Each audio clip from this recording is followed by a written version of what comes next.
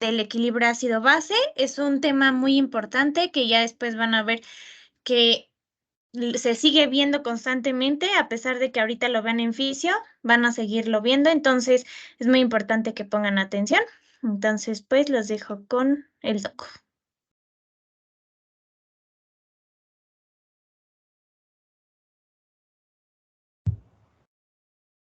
Gracias, Bel. Buenas tardes a todos y a todas. Vamos a comenzar. Nada más déjenme compartir esto.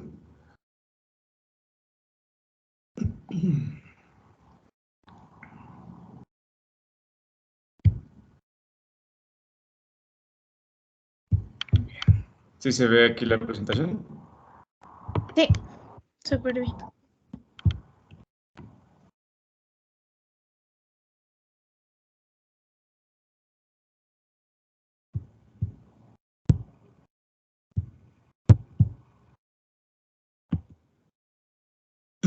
Bueno, iniciamos. Como dijo Ver, este es un tema que van a ver pues, en todos lados. De por sí, aprender bien la fisiología es una herramienta que les va a dar pues, acceso a la información en cualquier enfermedad que ustedes quieran estudiar. eh, en cualquier momento, en cualquier lugar. Este del equilibrio ácido-base, pues se ocupa mucho sobre todo con algunos desequilibrios metabólicos, con algunas complicaciones de la diabetes, cosas que se ven a diario en las salas de urgencias, de medicina interna. Sí, entonces es importante pues llegar a aprender cómo suceden estos cambios, pues para poder saber cómo resolverlos. Y bueno, de aquí radica esta importancia de saber la base de la fisiología. Si ustedes saben fisiología, saben medicina, entonces apréndanse bien todo este curso para que pues, puedan tener un conocimiento más profundo de por qué suceden las enfermedades. Iniciamos. Iniciamos primero con conceptos de lo que es un ácido y lo que es una base. ¿Sí? Los conceptos de un ácido, sobre todo, son moléculas que contienen átomos de hidrógeno que pueden liberar a hidrogeniones en una solución. ¿Sí? La solución es la conformación de un soluto y un solvente. Entonces, el ácido puede ser fuerte si se disocia rápidamente, es decir, si puede liberar estos hidrogeniones rápidamente, y un ácido es débil si libera estos hidrogeniones con menos fuerza, ¿no? Entonces, aquí tenemos un ejemplo de un ácido fuerte, como es el ácido clorhídrico, y tenemos el ejemplo de un ácido débil, como es el ácido carbónico. Después tenemos el concepto de una base. La base es el ion o molécula que puede aceptar esos hidrogeniones, es decir, que puede captar el exceso de esos hidrogeniones y adquirirlos a su composición química. Una base, pues fuerte, genera una reacción rápida y potente para poder captar esos hidrogeniones dentro de su composición, ¿sí? Así como esta reacción, que es la molécula hidroxilo o el ion hidroxilo, que capta rápidamente otro hidrogenión y así forma el famosísimo H2O.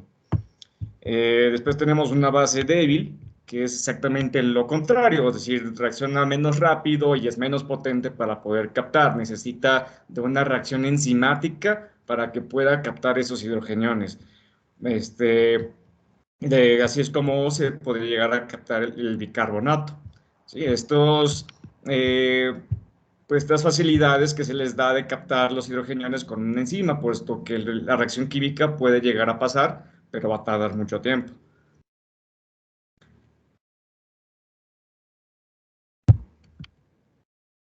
Y bueno, vemos que, por ejemplo, tenemos también la definición de lo que es el pH, ¿no? Todos dicen el que es el pH, eh, a lo que nos referimos con la acidez del cuerpo, ¿no? Pero no, prácticamente es la medición de la presión de hidrógeno en pues, las soluciones orgánicas, ¿sí? Como si fuera la solución orgánica, en nuestro caso el suero, la sangre del humano.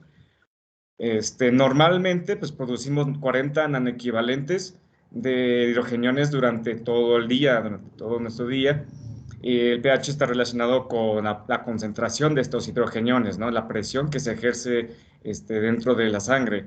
Y pues ahí tenemos la fórmula en la cual pues llegamos a tener una normalidad de concentración o un promedio de concentración para una función fisiológica normal y estable Así es como se ha logrado captar que un pH de 7.4 pues es el fisiológicamente correcto para poder mantenerse una reacción fisiológica normal, ¿no? Hay ciertos estándares, cierto límite inferior y cierto límite superior para que esta funcionalidad tenga, pues, pues, sea normal, ¿no? Para la vida. Y pues también tenemos esta fórmula importante que es la ecuación de Henderson-Hasselbalch, ¿no? Esta ecuación pues se va desarrollando, hay una forma en la cual podemos llegar a desarrollar esta ecuación como para ya al final de cuentas sacarla de esta forma. Este es la fórmula final que está ya desarrollada, que es como la octava vez que se llega a desarrollar, puesto que podemos llegar a tener otras, otras variaciones de la fórmula, dependiendo de qué es lo que queramos obtener. Y pues el pH se define como que es proporcional, directamente proporcional a la cantidad de bicarbonato que se encuentra en la solución y es inversamente proporcional a la presión parcial de dióxido de carbono en la solución. Así es como se debe entender esta fórmula de Henderson-Hasselbalch. Difícilmente en el curso van a llegar a realizarla o a tener que efectuar la fórmula, pero pues también puede llegar a realizarse en algún proceso de que estén ya estudiando un paciente más a fondo, digamos. Pero lo principal que tienen que ustedes pues aprenderse es esto, que es directamente proporcional pH a la concentración de bicarbonato, es decir, si el bicarbonato aumenta, también aumenta el pH. Si la presión parcial de dióxido de carbono disminuye, pues aumenta también el pH. Pero si aumenta la presión parcial de dióxido de carbono, el pH disminuye. Y pues las concentraciones normales en promedio como tal del bicarbonato estaría en 24 miliequivalentes y de la presión parcial lo normal es que lleguemos a tener en una sangre arterial es de 40 milímetros de mercurio, ¿sí? Recordemos que los gases no se llegan a calcular por concentración, sino que se llegan a calcular por la presión que se ejerce en la solución.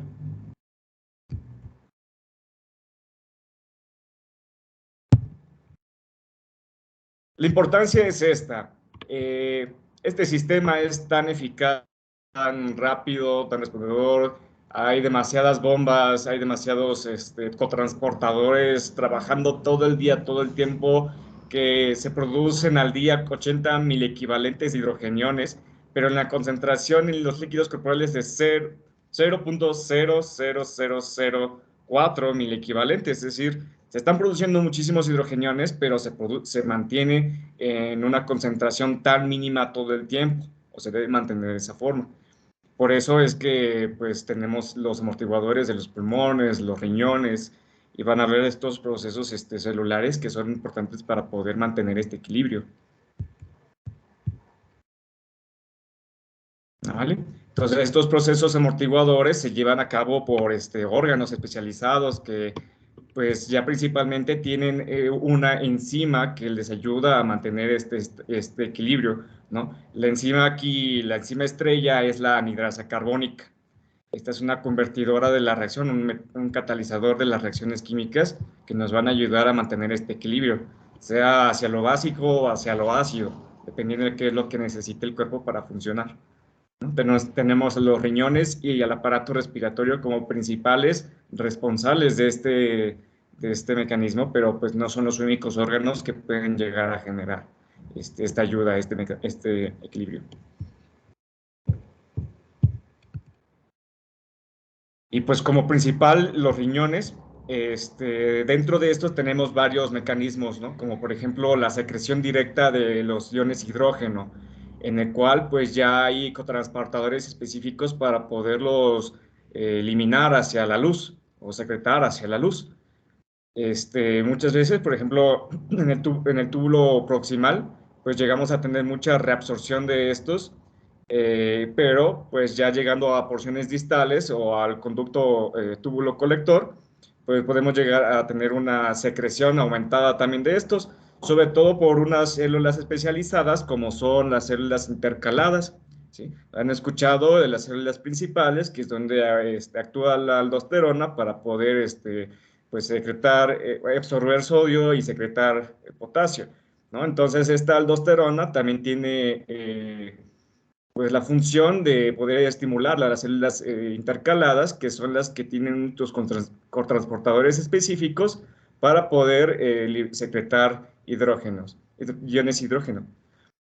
Entonces, la secreción directa de los iones hidrógeno es un mecanismo celular principal, puesto que no necesita ninguna otra reacción enzimática para su secreción o para su regulación.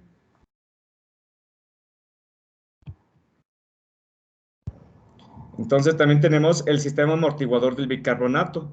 El bicarbonato es el principal amortiguador que tiene el cuerpo, bueno, los líquidos del suero, de la sangre.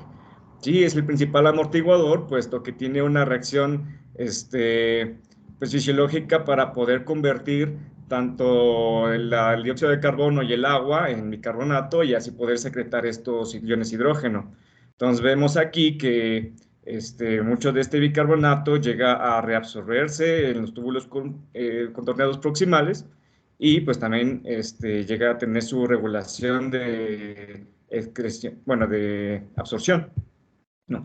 Pero pues dentro de las células tubulares, sobre todo del conducto contorneado proximal, sucede esta reacción química en la cual pues se utiliza el dióxido de carbono y el agua entrando por difusión simple a la célula. Estos hacen reacción con la anhidrasa carbónica, los cuales van a convertir al ácido carbónico.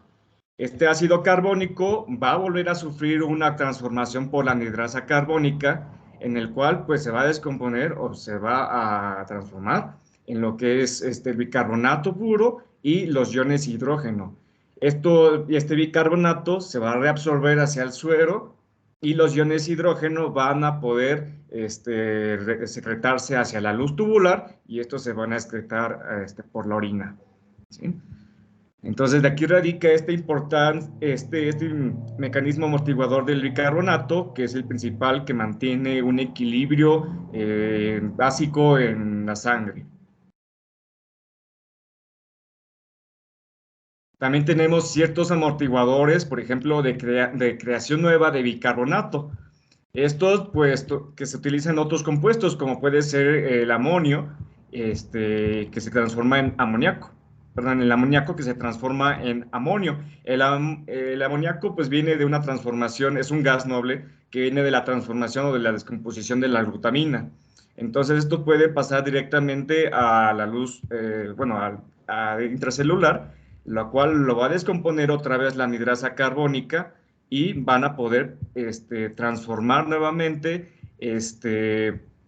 bueno, se transforma nuevamente el bicarbonato y los hidrógenos restantes, para que no puedan reabsorberse, se unen a los amoníacos, a las moléculas de amoníaco. Esto produce una molécula de amonio. El amonio pues ya no es fácilmente transferible a la luz de la célula, no, perdón, al espacio intracelular. Como ya no es gas, pues ya no puede pasar, ya no tiene transportador y se desecha fácilmente por la orina, ¿sí? Pero no les había dicho, pero si en algún momento tienen alguna pregunta, ustedes pueden preguntar durante la presentación, ¿sí? Y pues así es como podemos llegar a producir que estos mismos iones de hidrógeno no vuelvan a regresar por una reabsorción en los túbulos contorneados y pues se desechen fácilmente como amonio, perdón. Y también tenemos los sistemas amortiguadores del fosfato.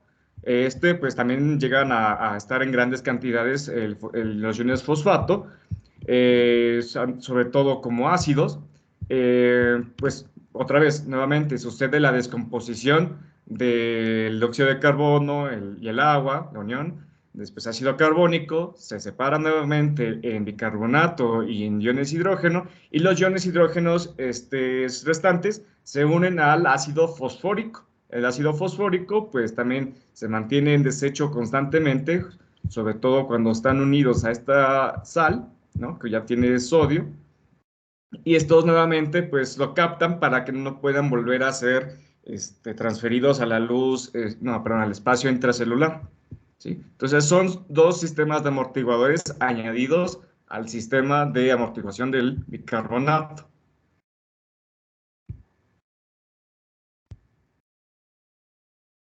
Posteriormente está el aparato respiratorio. Esos fueron dos principales del aparato renal, los tres principales. Y también tenemos el aparato respiratorio, en el cual el control pulmonar del dióxido de carbono genera un control pulmonar del dióxido de carbono extracelular. ¿Sí? Hay una disociación del ácido carbónico débil, por lo tanto hay una concentración muy pequeña de iones hidrógeno. Y bueno, los iones hidrógeno son los principales que capta el centro de respiración a nivel de tallo encefálico. Entonces, se genera una ventilación aumentada con una menor concentración de iones hidrógeno y hay una ventilación disminuida a mayor concentraciones de iones hidrógeno. El centro respiratorio tiene células especializadas para poder captar la concentración de estos iones. Entonces, estos mismos captan bueno, mandan la señal para aumentar o disminuir la ventilación. Entonces, en la expiración, cuando yo respiro, se produce el dióxido de carbono, puesto que está habiendo este intercambio pues, respiratorio, como tal la respiración entre el traspaso del dióxido de carbono y la captación de oxígeno, ¿no? Entonces, como tal, la producción o la concentración de dióxido de carbono disuelto en promedio es de 1.2 moles por litro. La presión parcial de dióxido de carbono en el líquido extracelular de una sangre arterial se mantiene constantemente en 40 milímetros de mercurio, sobre todo con una relación directa, ¿no? Una relación en la cual pues estamos captando la sangre que entra directamente a los pulmones, porque después ahí se puede llegar a aumentar rápidamente. Pues así es como tal, el aumento de la concentración o de la presión parcial de dióxido de carbono genera un aumento de los iones hidrógeno, ¿sí? Entonces hay una producción metabólica constante de dióxido de carbono, este, cuando hay menor presión parcial de dióxido de carbono, la sangre arterial pasa a la sangre venosa, pues lo capta, disminuye la concentración de ácido carbónico y de iones hidrógeno en la sangre y pues aumenta el pH. Entonces genera una reacción alcalótica. El pH orgánico, sobre todo la respiración doble, ¿no? Por ejemplo, tenemos un pH promedio estable de 7.4, en una respiración al doble aumenta todavía de 0.23, o sea, genera un pH de 7.63. Esto ahorita lo voy a explicar, sobre todo porque la relación de la acidez está directamente relacionada con la concentración de dióxido de carbono.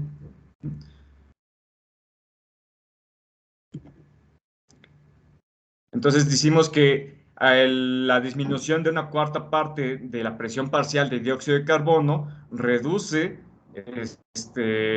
directamente el 0.45, es decir, reduce a 6.95. Entonces, esta es una tablita importante, ya que aquí dice que entre más aumenta la ventilación alveolar, aumenta también el pH de la concentración del líquido extracelular. Esto directamente, puesto que se da esta concentración, ¿no? Por ejemplo, como habíamos visto en los amortiguadores o en la transición del bicarbonato, entre más dióxido de carbono haya, más se liberan los iones hidrógeno.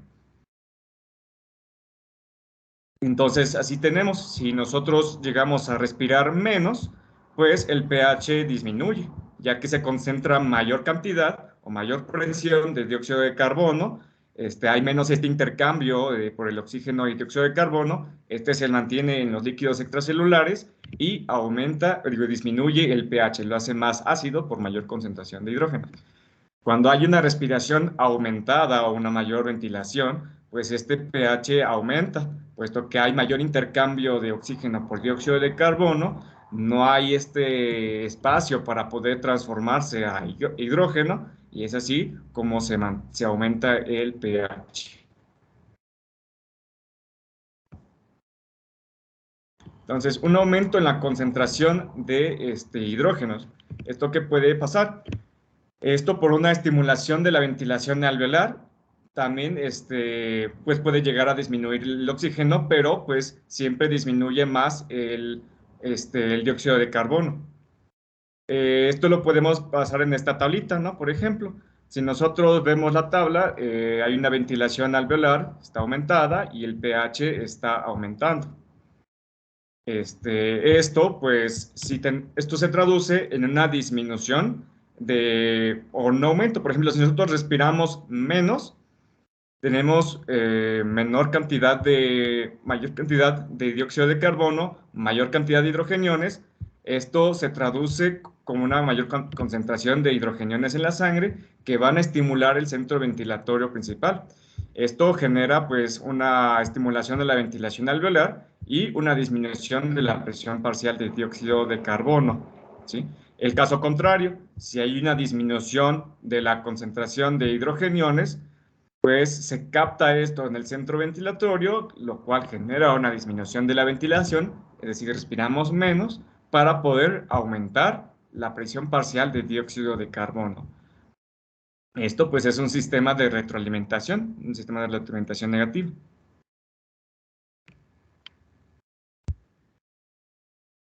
Este efecto fisiológico pues genera una respuesta efectiva del 50 al 75% para poder ganar este equilibrio fisiológico, ¿no? Es así de eficaz del 50 al 75%. Sobre todo le gana al sistema de renal de 1 a 3. Por ejemplo, con una reducción del pH de 7.4 a 7, se genera una reacción aguda para poder aumentar o se corrige hasta 7.2 o 7.3 por el mero efecto de los pulmones. Esto en un lapso de 3 a 12 minutos. El amortiguamiento es rápido y es 1 a 2 veces mayor que cualquier otro amortiguador químico en la sangre. Entonces, el efecto fisiológico que tienen los pulmones para restablecer este orden es sumamente importante, tanto que si hay un efecto o alguna patología que llega a afectar a los pulmones, pues corremos mucho el riesgo de caer en un desequilibrio. ¿Cómo? ¿Qué puede llegar a deteriorar? Pues la acidosis respiratoria, el enfisema respiratorio, en algunas enfermedades de POC, y sobre todo adicionado a la pobre respuesta a una acidosis respiratoria.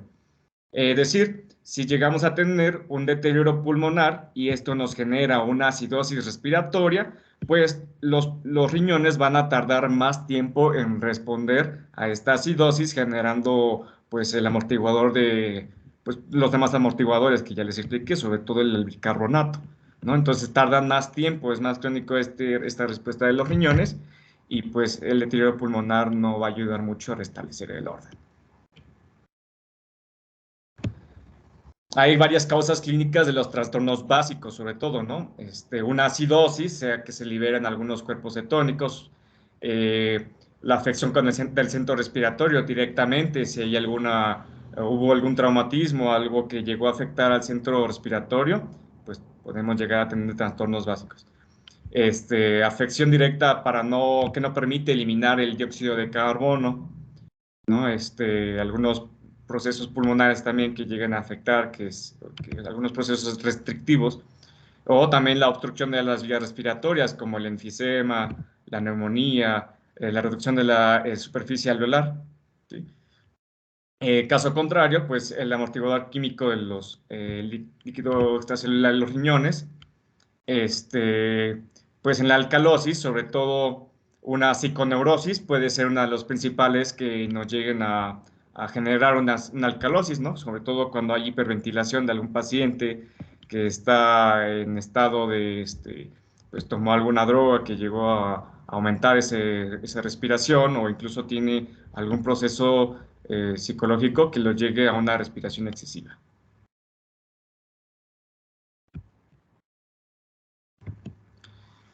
En la acidosis respiratoria, pues sobre todo hay un aumento de la concentración de la presión parcial de dióxido de carbono con incremento compensador del bicarbonato por hipoventilación. Esto pues se da, ¿no? Sobre todo cuando hay una hipoventilación, hay un incremento del bicarbonato que se está generando en los riñones, la dinasa carbónica está efectuando su máximo potencial para poder establecer todos estos mecanismos compensadores del pues el amoníaco, el fosfato y sobre todo creando nuevo bicarbonato. Esto genera pues también un pH bajo, puesto que se está generando mayor concentración de hidrogeniones. El crónico también, por ejemplo, bueno, cuando ya es crónico podemos tener algunos síntomas, por ejemplo, es asintomático por lo general, cuando ya lleva mucho tiempo, pero pues ya puede también algunos síntomas como de somnolencia o agitación, dependiendo de cómo es el paciente. Dura de 3 a 5 días con un incremento de la reabsorción del bicarbonato y creación de nuevo. Cuando es una acidosis respiratoria aguda, es decir, hay un paciente que está disminuyendo su respiración y está generando mayor cantidad, mayor presión de dióxido de carbono, pues podemos tener una cefalea, podemos tener confusión, somnolencia, ¿no? Puede haber temblores, el paciente puede tener contracciones mioclónicas y también o asterexis, que es este temblor fino distal de las extremidades. Podemos tener edema de papila, es decir, si revisamos fondo de ojo, podemos llegar a tener evidencia de edema papilar. Hay pérdida de memoria, disminución de los reflejos osteotendinosos, etcétera, puesto que nuestro sistema ya no está reaccionando de una forma eficaz a los cambios y estamos teniendo, pues también acumulación excesiva de gas dióxido de carbono en sangre. Entonces tenemos que no está oxigenando correctamente los órganos y pues también de ahí depende de la confusión. El cerebro no se está oxigenando correctamente. ¿Qué hay que hacer? Pues principalmente tomar una muestra de electrolitos y la gasometría, pues para poder saber cómo podemos llegar a compensar o cuánto tiempo tenemos para poder llegar a compensarlo de manera directa o si el mismo cuerpo ya lo está llegando a compensar. Algunas patologías que llegan a generar acidosis respiratoria, pues está el EPOC, asma, la sobredosis de drogas que deprimen el estímulo respiratorio, debilidad de los músculos respiratorios, es decir, que nosotros cuando estamos ventilando menos, pues podemos hacer un esfuerzo extra con nuestros músculos accesorios, ¿no? Como ya llegarían a ser también los intercostales. Pero cuando estos músculos accesorios ya no están funcionando por una debilidad debido a una infección, por ejemplo, a un Guillain-Barré, a una enfermedad por miastenia gravis o incluso el botulismo, pues estos músculos no nos van a ayudar para poder respirar correctamente, ¿no? Entonces nos vamos a mantener con la pura respiración diafragmática y esto puede ser grave. Y pues también algunos patrones restrictivos y que generen daño al parénquima pulmonar directamente, pues van a ser quienes nos puedan llegar a producir que no haya este intercambio de oxígeno por el dióxido de carbono y este se almacene. También tenemos pues la alcalosis respiratoria. Esta es con una disminución de la presión parcial de dióxido de carbono, disminución compensadora de dióxido de bicarbonato por una hiperventilación, ¿sí? Entonces, cuando hay una alcalosis, el cuerpo disminuye la producción de bicarbonato. Esto genera un pH alto. Cuando es crónica, pues también puede llegar a ser asintomática o incluso pues dar algunos síntomas, ¿no? No todo puede ser blanco y negro. Siempre hay como paciente que llega a tener los síntomas y pues podemos llegar a intuirlo, ¿no? Con también su misma gasometría y los electrolitos. Puede haber una disminución de la excreción de los hidrogeniones por 2 a 3 días. Es decir, los riñones generan la reacción contraria a producir el bicarbonato y genera en ese caso pues también la producción de bicarbonato, digo, de hidrógeno o incluso la aldosterona está en su disminución puesto que no queremos pues excretar los iones hidrógeno. La aguda, pues también el paciente puede referir mareo, confusión, puede llegar al estado de síncope, generar calambres y parestesias, o estos temblores que pueden llegar a tener nuestros pacientes. La respuesta puede ser como respuesta a una hipoxia, es decir, algún proceso que puede llegar a hacernos que estemos respirando menor o que tengamos menor concentración de oxígeno en la sangre. La acidosis metabólica, sobre todo cuando tenemos la producción de muchos cuerpos cetónicos debido a una diabetes descompensada o descontrolada. Y aumento de demanda metabólica por la fiebre, es decir, la fiebre pues genera este aumento en las bombas dentro de las células, genera una mayor respuesta metabólica, y esto también genera una mayor pues ventilación pulmonar para sacar todo el dióxido de carbono y pues aumenta, pues genera la disminución de la concentración parcial de dióxido de carbono. Y la misma ansiedad, también la ansiedad, si nosotros pues estamos respirando muy constantemente, pues tenemos esta acumulación. Por eso muchos de esos pacientes lo que hacían era colocarse la bolsa dentro de, bueno, cuando estaban respirando, para poder también respirar el dióxido de carbono que estaban secretando y así pues no llegar a la alcalosis o incluso al síncope. Tenemos la acidosis metabólica, que entiéndase como un aumento y una disminución de la concentración de bicarbonato en la sangre, ¿sí? Es consecuencia del bicarbonato. Esto puede deberse tanto al descenso de la secreción tubular de hidrógeno o el descenso de la reabsorción de bicarbonato. Esto pues debido a varios procesos que pueden llegar a afectar también a los riñones. A la formación excesiva de los ácidos metabólicos, por ejemplo, con la creación de los cuerpos cetónicos en la descompensación de la diabetes mellitus, la ingestión elevada de ácidos metabólicos, como es el ácido acetil salicílico. Hay pacientes que llegan a aumentar la dosis de ingestión del ácido acetil salicílico, puesto que creen que esto es sobre todo para la disminución del dolor de cabeza o es muy fácil su acceso, ¿no? Por ejemplo, en la aspirina, pues prácticamente no debían tomarla como tal todo el tiempo, ¿no? O a cierta dosis. Y pues los pacientes pues piensan que tomándolo muchas veces al día van a disminuir su dolor de cabeza y así es como pueden llegar a una acidosis. Y la pérdida excesiva de bases, los líquidos corporales, sobre todo con la diarrea. En la diarrea pues se pierde mucho bicarbonato y pues así es como podemos llegar a una descompensación base. Y pues en esto hay una compensación aguda del sistema respiratorio que llega a restablecer, así como les dije, en 3 a 12 minutos el pH. También tenemos la alcalosis metabólica, que es consecuencia del aumento del bicarbonato, ¿no? De esto puede deberse a una secreción excesiva de aldosterona, que la secreción excesiva de aldosterona vimos que era una producción, una estimulación sobre todo de las células intercaladas renales. Esto genera que haya su paso directo de los hidrógenos a la luz tubular y de ahí se deseche. Sobre todo, bueno, tenemos ahí esa principal acción. Un vómito del contenido gástrico, en la cual pues estamos desechando mucho ácido clorhídrico por la boca, y pues así es como se estimula sobre todo mayor secreción de ácido y lo seguimos vomitando y llegamos a este estado de alcalosis. También tenemos la ingestión de fármacos alcalinos, como es un exceso de consumo de bicarbonato sódico. Y pues también en esto hay una compensación aguda por el aparato respiratorio, disminuyendo la respiración y haciendo que la presión parcial de dióxido de carbono pues aumente. En la acidosis metabólica pues se da una compensación, una respiración muy característica que le dicen la respiración de Kussmaul, para que lo aprendan así.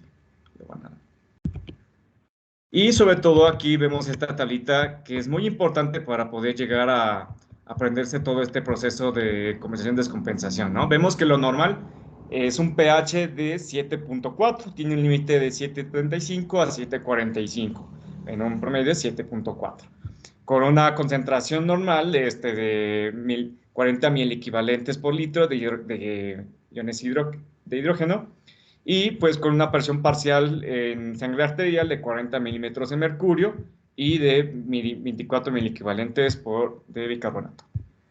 En una acidosis respiratoria, pues tenemos una disminución del pH con un aumento de los hidrogeniones, pero con un aumento exagerado de la presión parcial de dióxido de carbono. Esto genera una compensación por los riñones y el bicarbonato, pero pues es más lenta, ¿no? En la alcalosis respiratoria tenemos un aumento del pH por una disminución de los iones hidrógeno, por una sobredisminución del dióxido de carbono de la presión parcial, con una disminución también por compensación de los riñones del bicarbonato. Entonces, nuestro cuerpo está disminuyendo estos amortiguadores para que nosotros podamos pues aumentar el pH, disminuir el pH.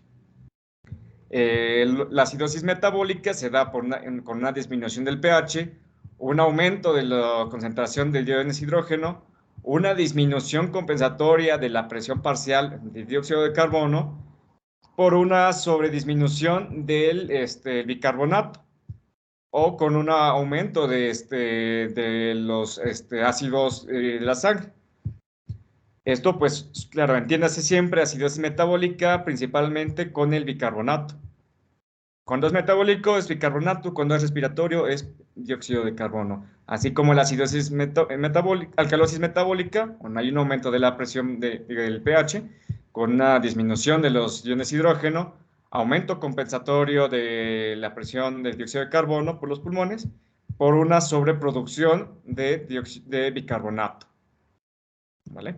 Esto es lo principal. Esta es una tablita que les va a servir para todas las materias, incluso al internado cuando lleguen para allá, puesto que van a poder monitorizar a todos sus pacientes y ustedes puedan llegar a un criterio clínico mucho mayor. Claro que hay formas más avanzadas de poder interpretar una gasometría, que si podemos llegar a sacar un taller de eso, pues estaría perfecto para que ustedes puedan aprenderlo. En las conclusiones, variaciones anormales de la concentración de iones hidrógeno en la sangre pueden causar repercusiones severas en tejidos y órganos. Hay mecanismos naturales del cuerpo para la defensa ante tales variaciones, ¿no? Vimos que los riñones y los pulmones son los principales órganos para esto. La acción de los riñones se da con sistemas amortiguadores y del aparato respiratorio facilita la regulación del equilibrio ácido-base corpóreo. La concentración anormal de bicarbonato es la responsable de trastornos ácido-base metabólicos, mientras que la normal presión parcial de dióxido de carbono es responsable de los trastornos ácido-base respiratorios. Listo. No sé si alguien tenga alguna pregunta, alguien quiera comentar algo no quedó claro, una sugerencia, incluso insulto, puede decirlo en este momento.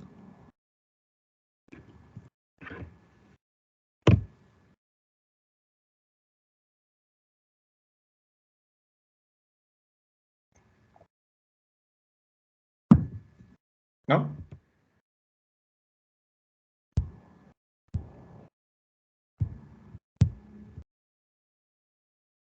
Hola.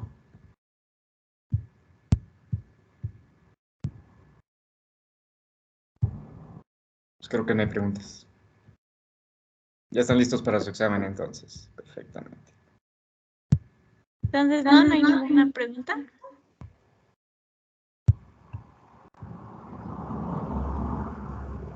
Ok, tomar eso como no.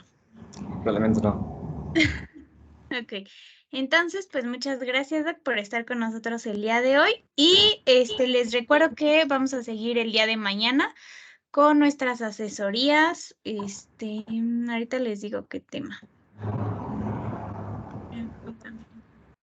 Vamos a ver regulación de iones y de moléculas. Entonces, pues muchas gracias a todos y descansen. Gracias. Gracias, chicos. Tengan buena noche.